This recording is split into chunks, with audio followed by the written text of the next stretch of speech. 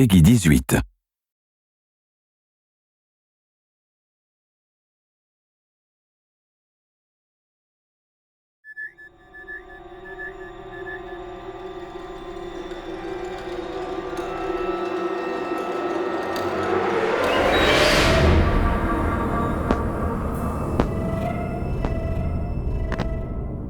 Essentially, tension comes from unanswered questions. Tension comes from anticipation.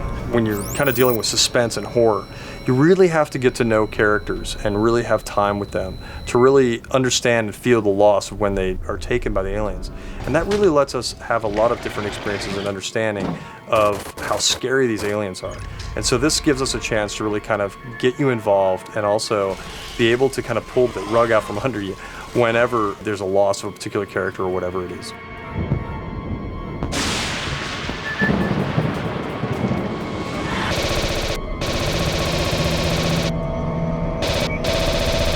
When you can survive an encounter, beat them, man, that's when you feel like a badass.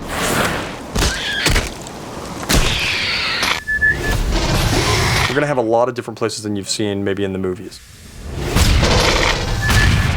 So we're gonna be able to see places that you are familiar with, like Hadley's Hope. It's after the atmospheric processor has blown up, so it's been very torn up. Yeah, Winter, you are a badass, man!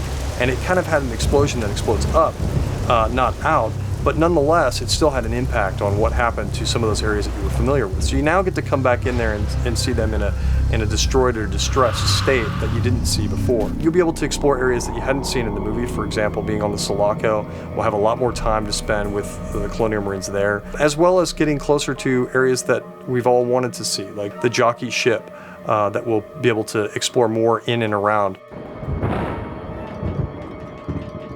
You want to have the lighting, the feel, the surfaces, the characters, the equipment, just everything that you would have seen in the movie. You want to have that be as accurate as possible. You know, Sid Mead did the original designs for the Sulaco, and he's helped us realize how the rest of that ship looks. Great.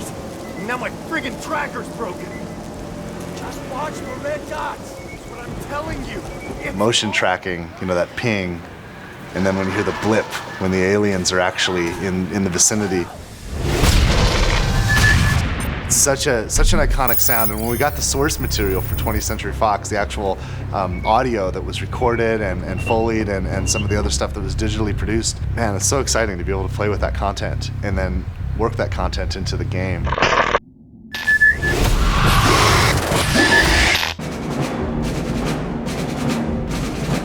I think that Aliens fans, people who really love this franchise, are going to be really happy with the way in which we brought this forward. It's got a very strong story, it's got great action, it's got an interesting enemy. Fans should be expecting to be scared.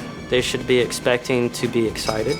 They should expect a lot of action, just like the films. They should expect an experience that is an interactive version of all the Aliens films that they've loved so much and finally realized in full 3D. You know, I've made a lot of video games, I've made a lot of action games, I've made a lot of games that involve shooting and games that involve soldiers, and I mean, and games that, you know, where we're saving the world from aliens too, frankly, and I gotta be honest, I've been stealing from aliens my entire career. You know, there's always lines from the movie or situations or events where we just borrow, and it's influenced all of us. It's influenced an entire generation.